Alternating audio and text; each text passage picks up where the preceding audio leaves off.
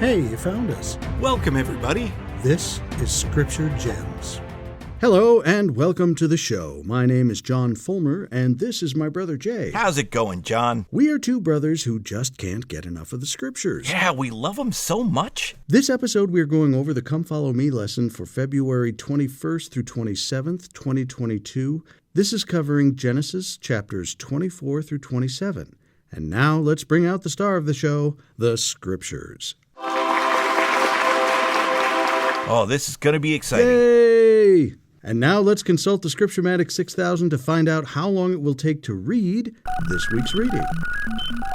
29 minutes, 40 seconds. And what would that be daily? 4 minutes, 14 seconds. Excellent. Here we've got time codes if you want to go chapter by chapter, or buckle up, we'll talk about them all together. Before we start, I wanted to talk about another resource. If, by the way, you're just joining us or recently have joined us, please go back to episode 1 for this Old Testament season because we talked about a lot of great resources that can help you get the most out of your Old Testament studies. We'll be adding to those resources as we go along. And because we'll be talking about a really remarkable woman today, I thought I'd mention Heather Farrell's Women in the Scriptures website. She has done a really wonderful job of putting together articles and information and observations about the incredible women in all the Scriptures, New Testament, Old Testament, Church History, and Book of Mormon. We'll put a link to her website in the description, but it's womeninthescriptures.com. I think it's a great project, and I recommend it. So let's get started with Genesis chapter 24. Remember that the Lord had promised Abraham and Sarah that their son Isaac would receive the blessings of the Abrahamic covenant, and that all the families of the earth would be blessed through Isaac's descendants. Well, if Isaac's going to have descendants, he needs a wife. But where do you find such a wife? It's important to remember that women were a very powerful influence in the Old Testament. Children stayed with their mother until they were 12, both boys and girls, and she instructed them. Women were responsible for the care and discipline of their children, and they taught them their religious ideologies and their duties and responsibilities to God. And then at age 12, the boys would go on and apprentice with their fathers and learn what it is to be a man and take on those responsibilities. So women were incredibly influential. Here's a couple of scriptures to elaborate on this idea. In Exodus 34:16, as Moses explains to the Israelites that they should worship no other gods, he warns them that if they make a covenant with the Canaanites, they, the Canaanites, will turn them to their gods. He says in verse 16, "And thou take of their daughters, Canaanites, unto thy sons, and their daughters go a-whoring after their gods, and make thy sons go a-whoring after their gods." So if you marry women who have a different religious point of view than you, in this case the Canaanites, they will shift you and your whole family to their gods. In Numbers chapter 25, verses 1 and 2, it's the Moabite women who led the Israelites to worship their gods. In Nehemiah 13, 23 to 24, and we'll add 26 in there too. "In those days also saw I Jews that had married wives of Ashdod, of Ammon, and of Moab. And their children spake half in the speech of Ashdod, and could not speak in the Jews' language, but according to the language of each people." And then he locks his point home in verse 26. "Did not Solomon, king of Israel, sin by these things? Yet among many nations was there no king like him, who was beloved of his God, and God made him king over all Israel. Nevertheless, even him did outlandish," meaning foreign, "women cause to sin," by which he means to worship other gods. So even the great King Solomon fell to that influence. In Proverbs 1, verse 8, it says, "My son, hear the instruction of thy father, and forsake not the law of thy mother." In Proverbs 31:1, it says, "The words of King Lemuel, the prophecy that his mother taught him." Does this give you a sense of how powerful and influential women were? So if we're going to choose a woman that will join Isaac as the inheritor of the Abrahamic covenant, this choice is of extreme importance. So let's take a look at how this was approached. In chapter 24, let's start with verse 1. And Abraham was old and well stricken in age. And the Lord had blessed Abraham in all things. And Abraham said unto his eldest servant of his house, that ruled over all that he had, Put, I pray thee, thy hand under my thigh, and I will make thee swear by the Lord, the God of heaven, and the God of the earth, that thou shalt not take a wife unto my son of the daughters of the Canaanites, among whom I dwell. Now, a quick note on verse 2, where it says eldest servant. Note the footnote on that. It takes you to Genesis chapter 15, verse 2. We talked about that in a previous lesson. The name of the servant is Eliezer of Damascus. Also note an interesting Joseph Smith translation correction. That phrase, hand under thigh. Of the sources I've read, the meaning of this is only speculatory. The Joseph Smith translation changes it to hand under my hand. I think the most we can say is that the trusted servant's hand under Abraham's hand, or thigh, indicates Eliezer serving under Abraham's authority and represents a sacred vow. Yeah. That seems clear. Yep, good point. Let's go on in verse 4. But thou shalt go unto my country, and to my kindred, and take a wife unto my son Isaac. Now, the journey that he's talking about, from Abraham's location in the land of Canaan to Mesopotamia, where his relatives lived, was a distance of approximately 550 miles using ancient routes. This journey would require substantial time, around 3 weeks in one direction, I might add, as well as effort and provisions.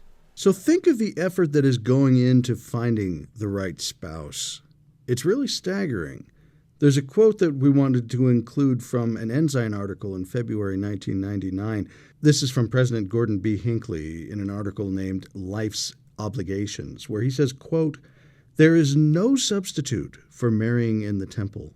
It is the only place under the heavens where marriage can be solemnized for eternity. Don't cheat yourself. Don't cheat your companion. Don't shortchange your lives. Marry the right person in the right place at the right time. End quote. That is good counsel, and we see that illustrated how important that is in this story.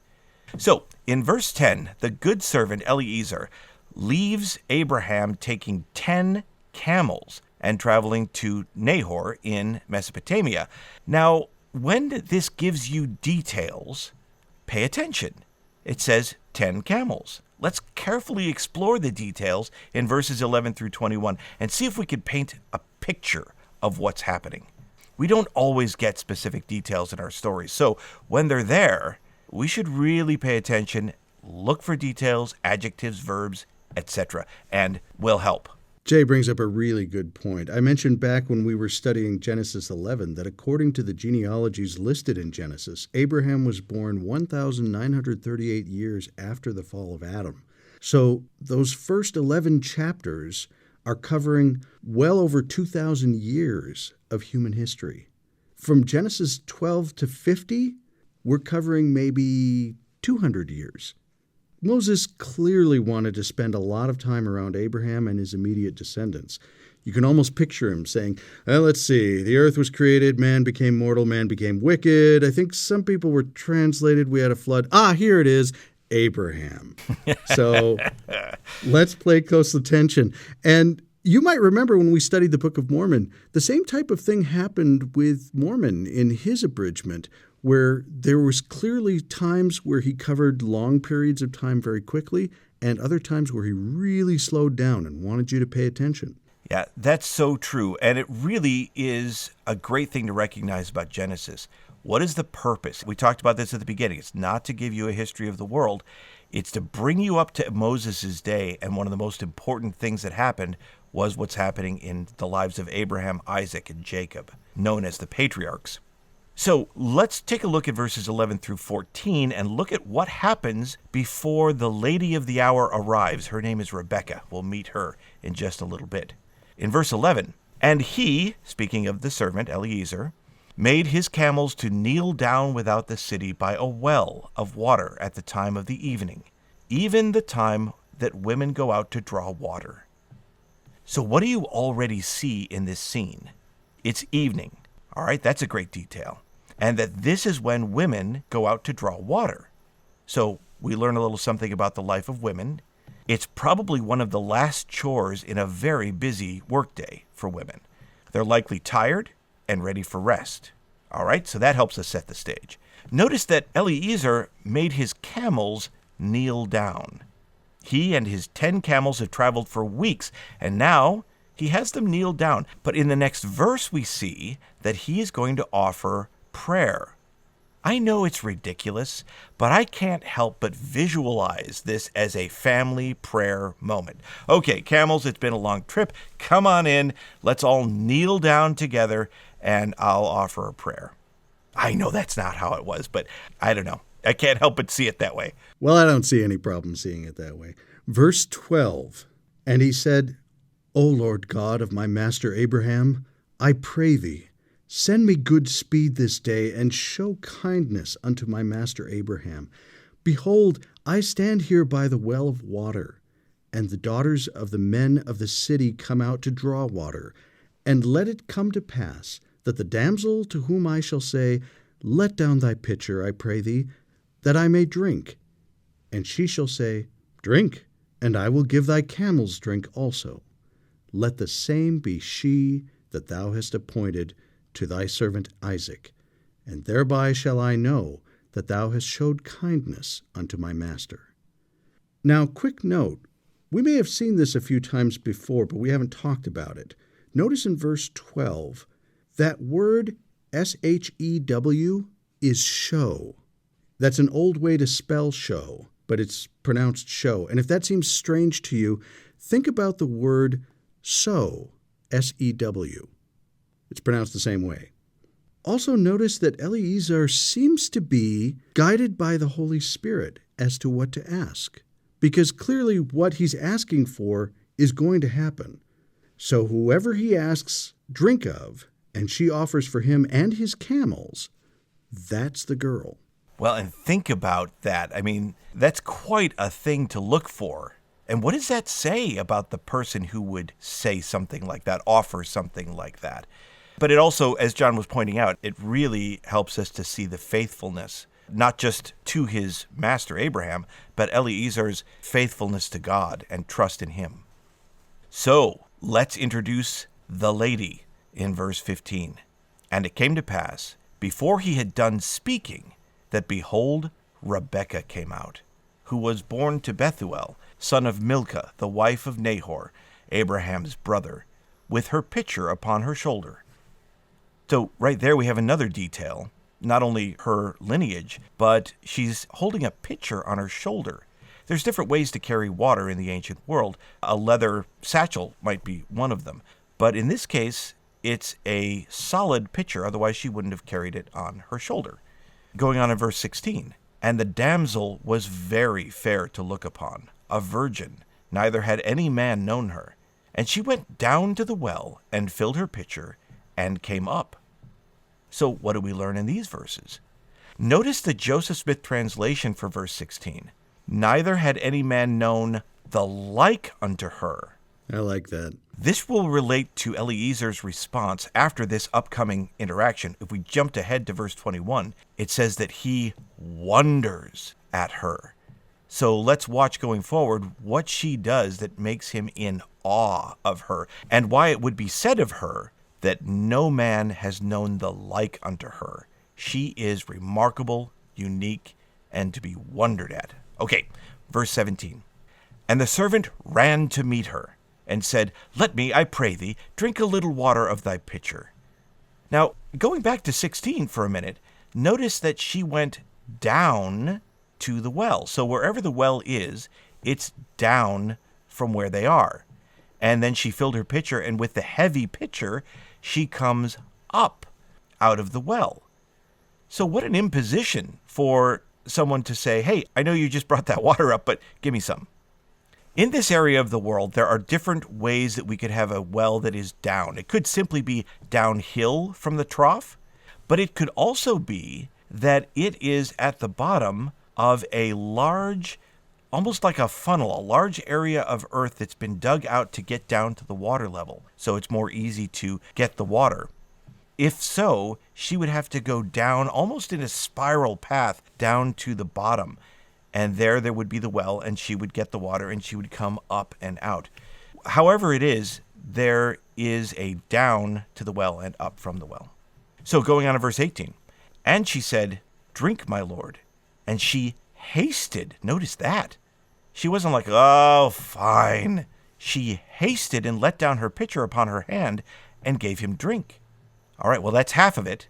Verse 19, and when she had done giving him drink, she said, "I will draw water for thy camels also, until they have done drinking." Now, wait a minute. What he was looking for was already remarkable. A woman that would voluntarily get water for his camels.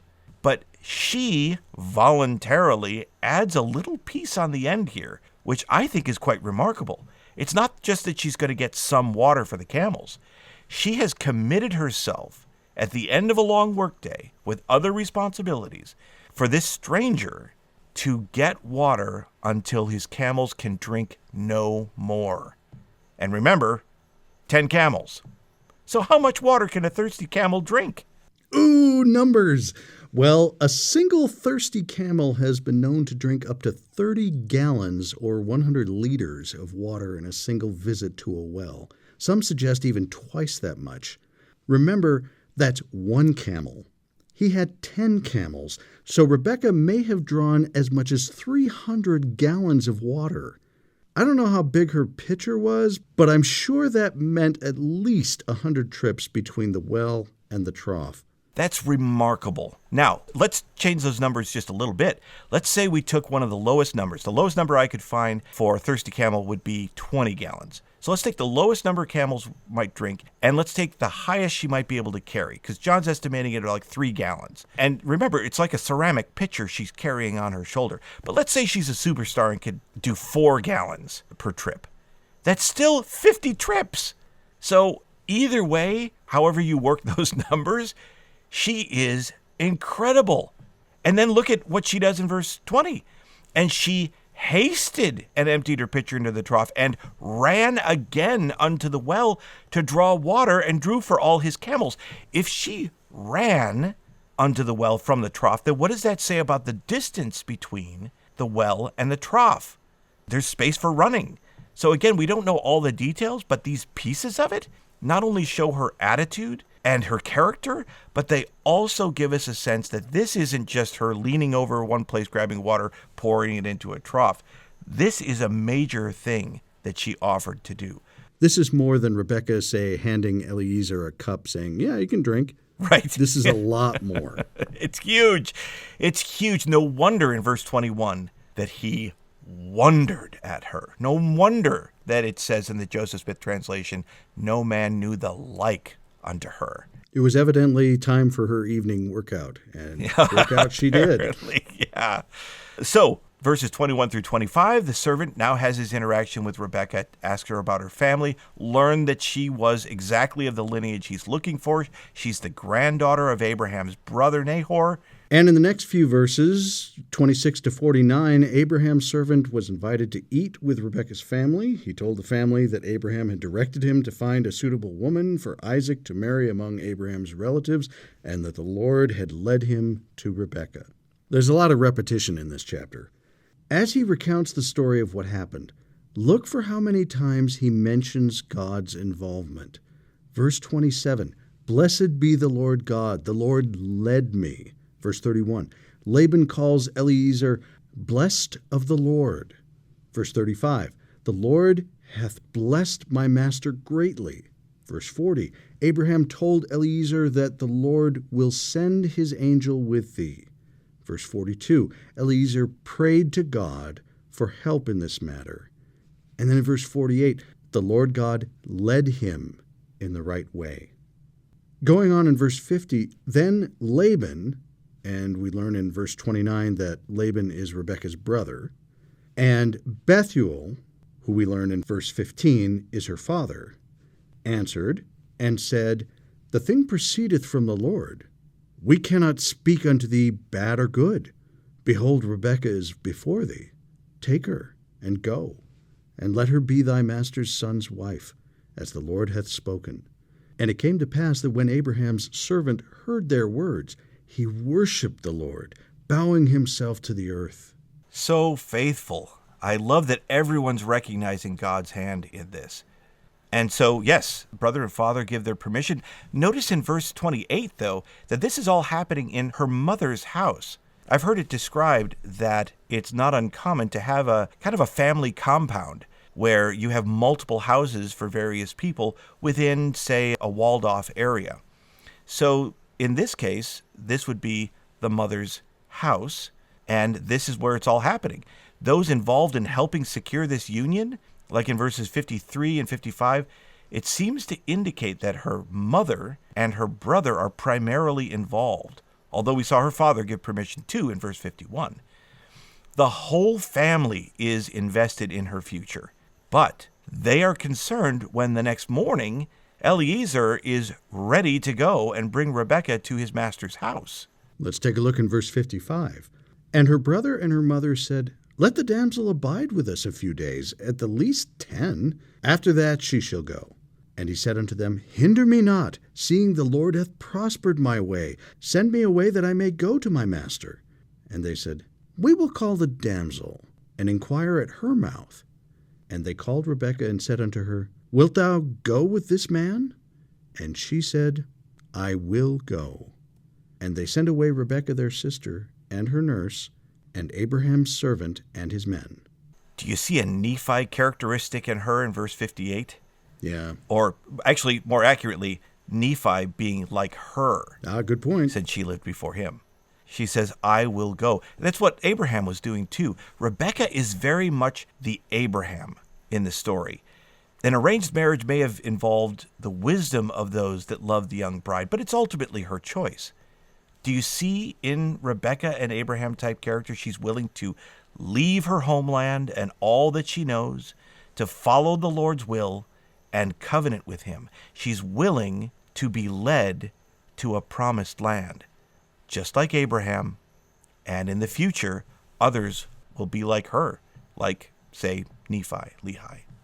From the seminary manual, it has a quote from Elder David A. Bednar. This is from originally an international broadcast to the young single adult called Understanding Heavenly Father's Plan. He said, If you hope to have an eternal companion who has certain spiritual qualities, then you must strive to develop those spiritual qualities in yourself. Then someone who has those qualities will be attracted to you. And isn't that interesting? That reminds me of our study of Doctrine and Covenants 88 last year.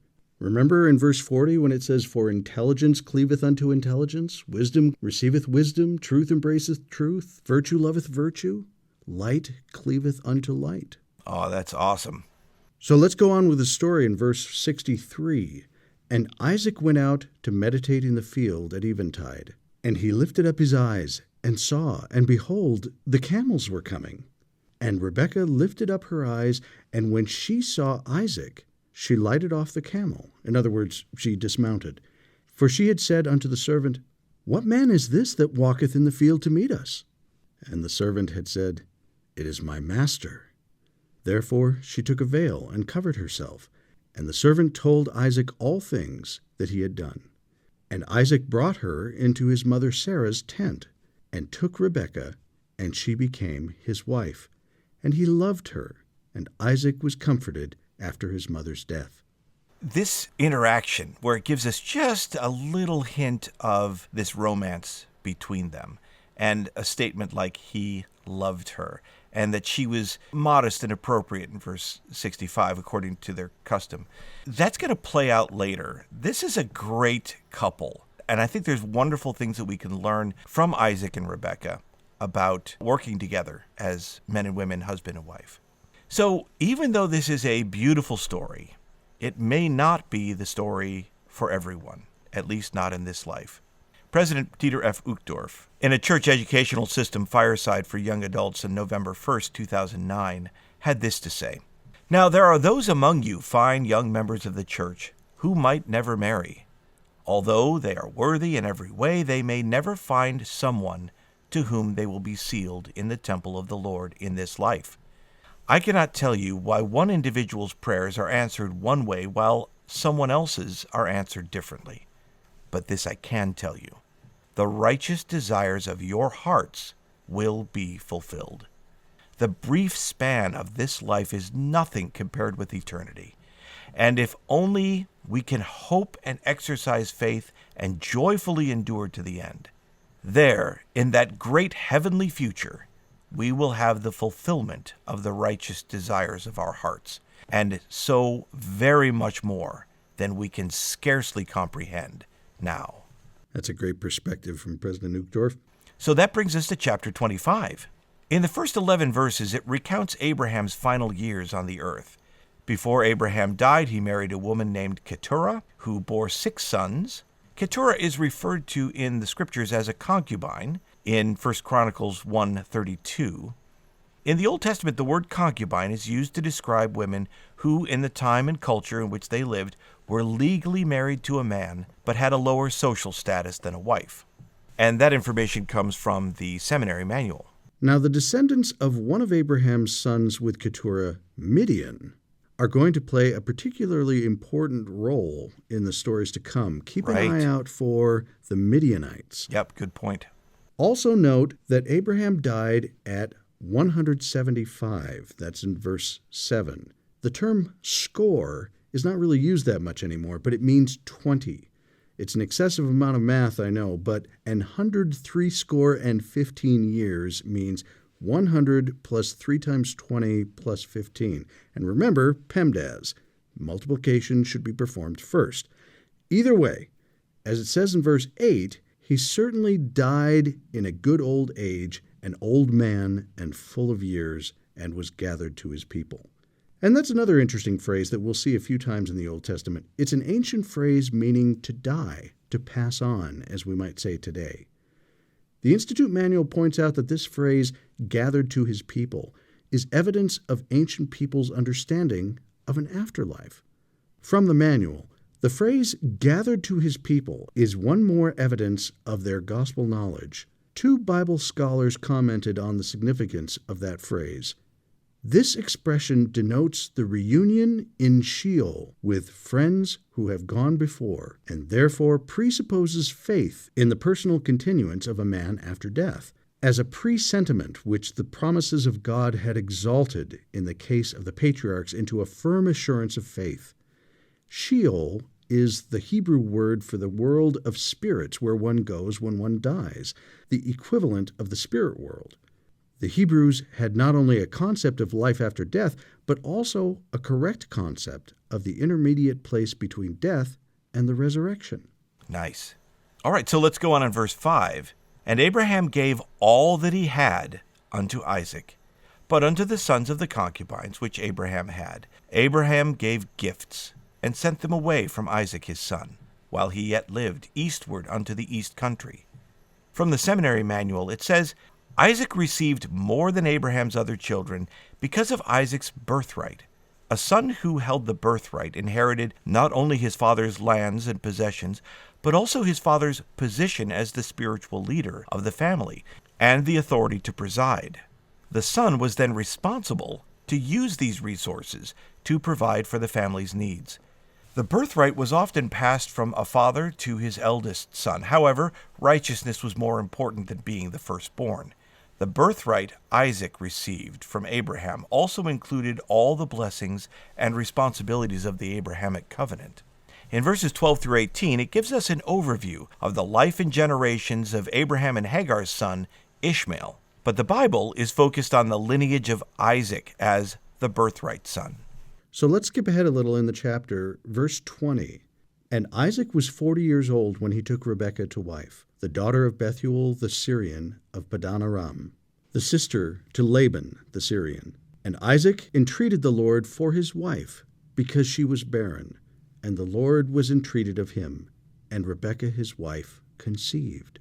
Notice how Isaac acts for the welfare of his family. His wife is suffering. She wasn't able to have children, and she wasn't able to have children for some time.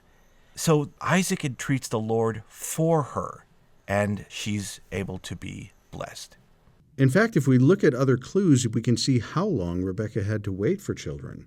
We learn that they were married when Isaac was 40, remember in verse 20, and the upcoming twins were born when he was 60. Look at verse 26. Remember, score is 20, so 60 would be 3 times 20, or 60.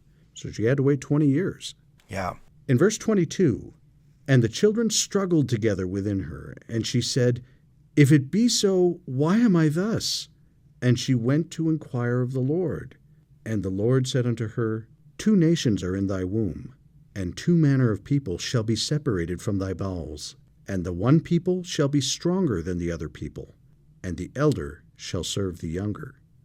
Now, I don't know how many women have had this experience, but I can imagine having 2 babies in your belly that if they're struggling with each other, it might feel like there's 2 nations in there struggling. Yes. Notice, though, how from now on, Rebekah will be the one who acts, who God reveals to, who makes sure that God's will is done. She is the foundation for this account about Jacob, her son, who is about to be born. First, she learns the youngest will be the birthright son. Again, the Lord reveals it to her. Let's take a look in verse 24, what happens next. And when her days to be delivered were fulfilled, behold, there were twins in her womb, and the first came out red all over like an hairy garment, and they called his name Esau. And after that came his brother out, and his hand took hold on Esau's heel, and his name was called Jacob. And Isaac was 80 years old when she bare them. That's what we were referring to before, that Isaac was 60. Going on in verse 27, and the boys grew, and Esau was a cunning hunter, a man of the field, and Jacob was a plain man dwelling in tents. A plain man here means that he dwelt on the plains. And Isaac loved Esau, because he did eat of his venison. But Rebekah loved Jacob. Now, for those who may not know, venison today is assumed to be meat from a deer. Anciently, though, the term may apply to goats and even rabbits. This may be of interest when we cover chapter 27, so keep that in mind. Very good point.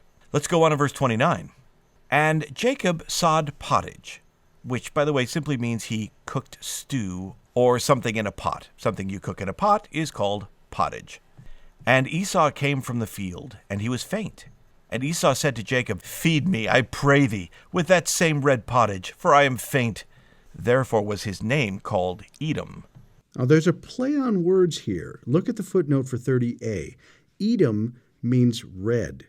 Remember how Esau was described at his birth in verse 25?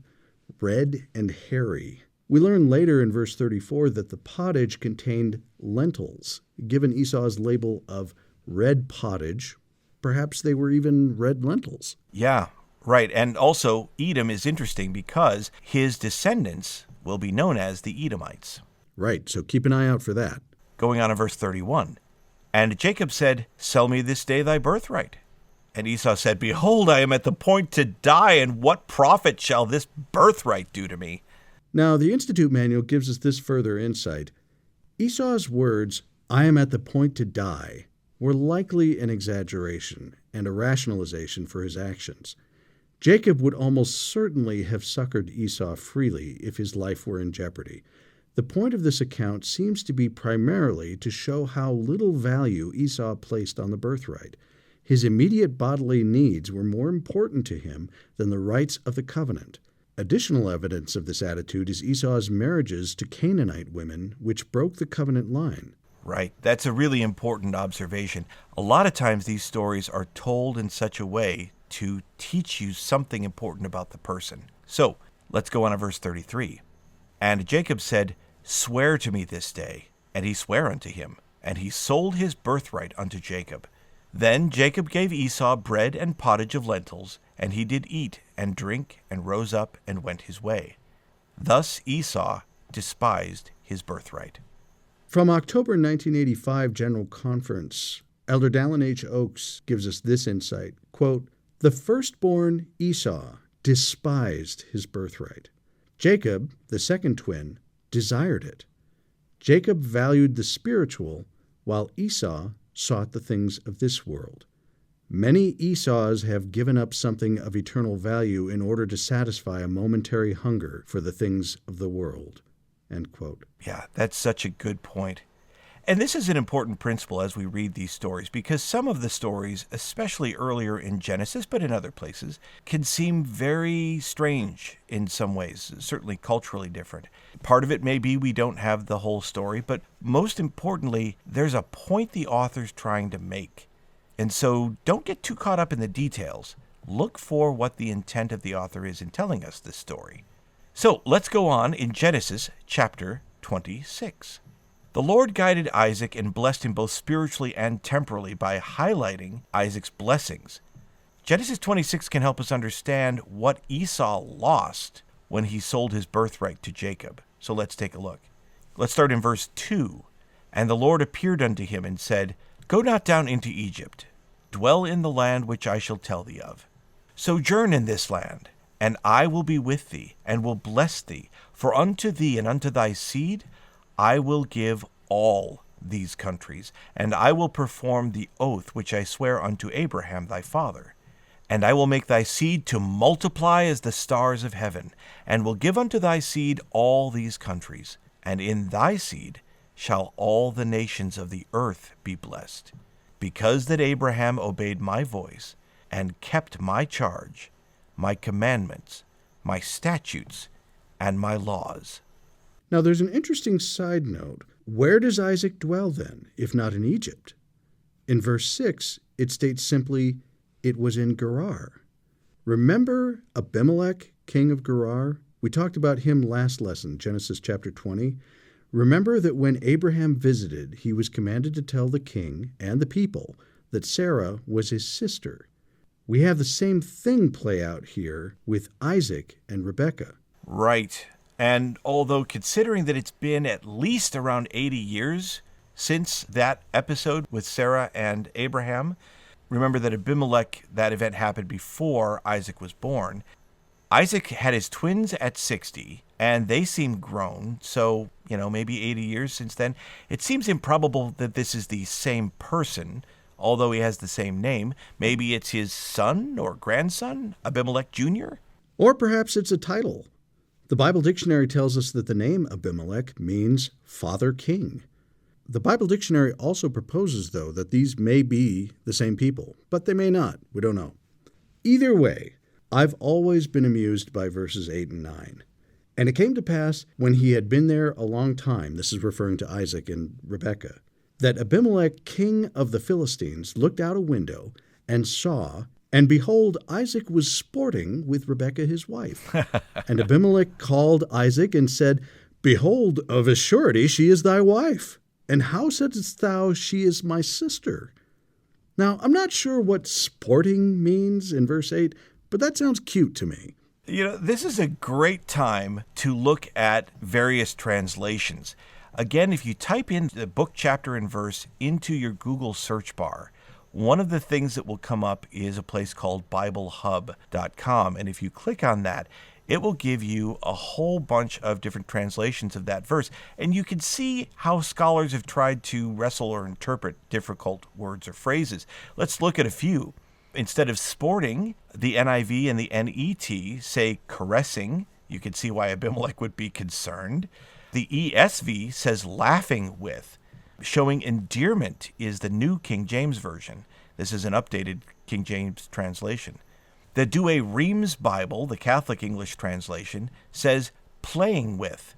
The Pulpit Commentary, I think, summarizes it well by taking playful liberties. So all of those words can help to give us a picture. They were sporting, laughing, caressing, showing endearment, playing with, taking liberties you wouldn't take with someone who was not your wife. So it helps paint a picture of what was going on and why Abimelech was like, hey, wait a minute, you guys. Now remember that the people of Gerar seem to have this odd cultural ethic that committing adultery is just the worst of the worst. You'd never do that. But murdering someone to get his wife, that's fine. Right. And so this is what they're having to deal with. Right. And just one last thought on those verses. They cannot keep their hands off each other. But notice that in verse 8 it says they've been there a long time. So I don't know what kind of secret interludes they've had during that long time, but they just couldn't stand it anymore, which is another great thing about the relationship that they have. They're a cute couple. So let's go on to verse 12. Then Isaac sowed in that land, and received in the same year 100-fold, and the Lord blessed him. And the man waxed great, and went forward, and grew until he became very great. For he had possessions of flocks, and possessions of herds, and great store of servants, and the Philistines envied him. So look at all that Isaac has been given by the Lord, and plus, of course, all those promises. Remember, if Esau had retained his birthright, those things would have been able to be his instead of Jacob's. Now, in verses 16 to 23, because of jealousy on the part of the Philistines, they sent Isaac away. Isaac was industrious, so he restored wells originally dug by Abraham and even dug some new ones. Each time he did, the Philistines would claim them and pressure him to go somewhere else. And he did, several times. Finally, let's take a look in verse 23. And he went up from thence to Beersheba, and the Lord appeared unto him the same night, and said, I am the God of Abraham thy father. Fear not, for I am with thee, and will bless thee, and multiply thy seed for my servant Abraham's sake. And he builded there an altar, and called upon the name of the Lord, and pitched his tent there, and there Isaac's servants digged a well. So, one of the things to bear in mind, both Abraham and Isaac have been given this blessing of greatly multiplied seed. Well, in the covenant line, Abraham had one son. For Isaac, he had two sons. So this is hardly the multitude that is being described, but this is still what is being promised. So here at Beersheba, the Lord is reestablishing the covenant with Isaac. Notice the footnote in 33a. Beersheba means well of an oath, or perhaps covenant. Now Abimelech appears to be concerned that he and his people are being mean to Isaac, and recognize that the Lord is clearly with him in verses 26 to 31. So he establishes a covenant of peace with Isaac. Given what we just read, it would seem that Abimelech was more motivated out of fear that Isaac would easily be able to overthrow him, as he had been so miraculously successful in his endeavors.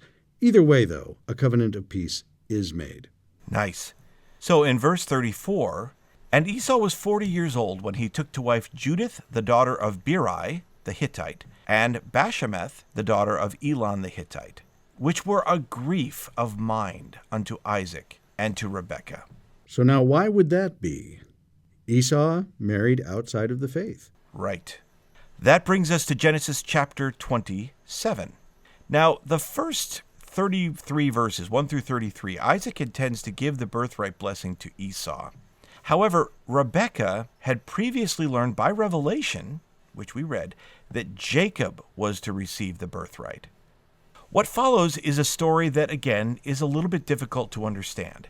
Rebekah instructed Jacob to approach Isaac, his father, who was physically blind, and present himself as though he were Esau, so that Jacob could receive the birthright blessing. Jacob reluctantly carried out this plan and received the blessing. So even if we don't understand the whole story, there's a couple of things that we can understand. 1, Rebekah knows because the Lord told her how things were supposed to be. And she, being a person who gets things done, makes sure that it happens as the Lord intended, even if Isaac is not at his full capacities. The Institute Manual gives us this further confirmation of that insight. The Lord intended from the beginning that the birthright blessing be given to Jacob. After Isaac learned that he had unknowingly bestowed the birthright blessing on Jacob, he could have revoked the blessing and cursed Jacob instead. Right. However, Isaac declared that Jacob shall be blessed, indicating that the Lord's will had been accomplished. Right. The outcome is maybe more important than the process of the story of what happens. Let's take a look at verse 34. And when Esau heard the words of his father, he cried with a great and exceedingly bitter cry, and said unto his father, Bless me, even me also, O my father. And he said, Thy brother came with subtlety, and hath taken away thy blessing. And he said, Is not he rightly named Jacob? For he hath supplanted me these 2 times. Now, check the footnote in verse 36. The name Jacob means supplanter, or one who forcefully or strategically takes the place of another. So it's another play on words there. Yeah, and in this case, it's important because it's the Lord's will that happens because of the character of Jacob. Going on. He took away my birthright, and behold, now he hath taken away my blessing. Now, did Jacob really take away the birthright from Esau? Or perhaps did Esau give his birthright to Jacob and is having buyer's remorse now? Right. I mean, there are times, and we may all be able to relate to this, where we want the blessings of keeping the commandments even if we're not willing to be righteous and prioritize those righteous things. God's will is happening here, and Esau is only concerned about himself. Going on. And he said, again, Esau is still talking here, Hast thou not reserved a blessing for me? And Isaac answered and said unto Esau, Behold, I have made him thy lord, and all his brethren have I given to him for servants. And with corn and wine have I sustained him. And what shall I do now unto thee, my son? And Esau said unto his father, Hast thou but one blessing, my father? Bless me, even me also, O my father. And Esau lifted up his voice and wept. Now, quick aside, especially for our American viewers, notice in verse 37, it mentions corn. Well, if you're in America, you would assume that he's referring to what is technically called maize. Corn is an Old English word that refers to really any grain. Right. Essentially the fruits of the field. Right. So notice here that Isaac is not unsympathetic to his son, but remember the grief that he's already caused by marrying outside of the covenant and not prioritizing that covenant relationship that was given to Abraham and also renewed with Isaac. It needs to be renewed to go forward to bless the earth. Now in verses 39 through 46, Esau did receive a blessing from Isaac. However, angry at losing the birthright blessing, Esau decided to kill Jacob. So this gives us a little more insight into Esau's character. Yes, right. Verse 41, And Esau hated Jacob because of the blessing wherewith his father blessed him. And Esau said in his heart, The days of mourning for my father are at hand, then will I slay my brother Jacob. And these words of Esau, her elder son, were told to Rebekah. And she sent and called Jacob her younger son, and said unto him, Behold, thy brother Esau, as touching thee, doth comfort himself, purposing to kill thee. Now therefore, my son, obey my voice, and arise, flee thou to Laban my brother in Haran, and tarry with him a few days, until thy brother's fury turn away, until thy brother's anger turn away from thee, and he forget that which thou hast done to him. Then I will send and fetch thee from thence. Why should I be deprived also of you both in one day? Now she says both, because in a scenario where Esau would murder Jacob, Jacob would die, but Esau would be executed because he murdered somebody. Verse 46, And Rebekah said to Isaac, I am weary of my life because of the daughters of Heth. If Jacob take a wife of the daughters of Heth, such as these which are of the daughters of the land, what good shall my life do me? All right, so that ends our chapter, and we will find out next time what happens. How will Jacob be able to find a wife who will be powerful enough to carry on this great covenant as Rebekah and Isaac both hope for? But let's wrap up at least one of the themes in the stories today with a quote from Elder Richard G. Scott from the General Conference of April 1997. He says simply this: Think of the long view of life, not just what's going to happen today or tomorrow. Don't give up what you most want in life for something you think you want now. Isn't that profound counsel? Yeah. Well, what an amazing journey today. We've covered the story of Isaac and Rebekah and their 2 sons, Esau and Jacob. There's much more to talk about these covenant patriarchs, so keep reading your scriptures, and we'll talk more about them in our next lesson. We'll see you then. This podcast is not officially affiliated with the Church of Jesus Christ of Latter-day Saints. But we're really big fans.